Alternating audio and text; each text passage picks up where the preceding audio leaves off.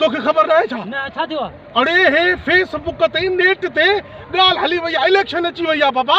वञा तो भोतार जे बंगले ते 3 महीना इलेक्शन में पिया आहिनि, 3 महीना ड्रम थींदा। हाजी इलेक्शन अड़े इलेक्शन वोटनि वारी अची वई आहे न। वञा तो वॾेरे जे बंगले ते मानियूं कढ़ायूं हाय हाय चायूं 3 महीना हुकरा नारा चरिया उहा इलेक्शन वॾी न आहे, फेसबुक जी इलेक्शन आहे। लाइकां ॾेई कमेंटा ॾेई वोट खटो, उहा काथे आहे इलेक्शन? छा ते चरियो थियो आहे?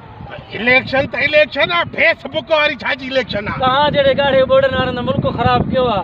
ॿुधाई मार पोइ निंड खां उथियो आहे, मुंहुं ई न धोतो थी भॻूं आहे, वञा थो वॾेरे बंगले ते इलेक्शन छितो थियो आहे। फेसबुक जी इलेक्शन हले थी।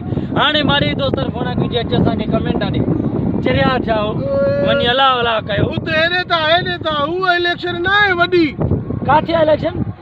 मां वरी सम्झो वॾी इलेक्शन अला ॿुधी असांजी वॾेरे बंगले ते वञी किरूं 3 महीना पेट पालियूं।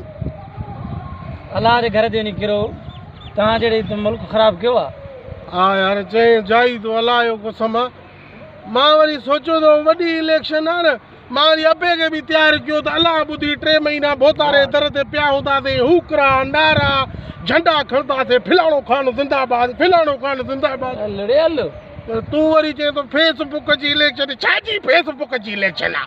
वरी इलेक्शन आहे फेसबुक जो न हो इलेक्शन आहे क्यों हो, जाते असांजा पेट बि भरजनि। इलेक्शन फेसबुक जी इलेक्शन आहे, असां निंड्रा फिटायूं। असां चयोसीं त भोतारनि वारी इलेक्शन आई आहे, वॾी इलेक्शन। अलाह ॿुधी असांजे ॻाढ़े ॿोड़ वारनि जी। हूअं त सियासतदान कुझु नथा ॾियनि, इहे 3 महीना त असांजी लय हूंदी आहे न। ॻाढ़ा ॿोड़ चांहियूं हुकरा झंडनि जा पैसा, मीटिंग कराईंदा आहियूं 20,000 ॾींदा आहिनि। हूअं त सियासतदान असांखे ॾिसी शीशो मथे थो करे वञे, ओ अचे थो ग़रीब मथां मोह पए। बाक़ी इलेक्शन अचे थी पोइ सियासतदान ढाकर हले थो, ऐं असां जहिड़नि जी बि लय थिए थी, ॻाढ़ा ॿोड़ खाऊं था। पर हिन चंडे मुंहिंजो साह कढी छॾियो। फेसबुक वारी इलेक्शन आहे, फेसबुक जी इलेक्शन चओ था।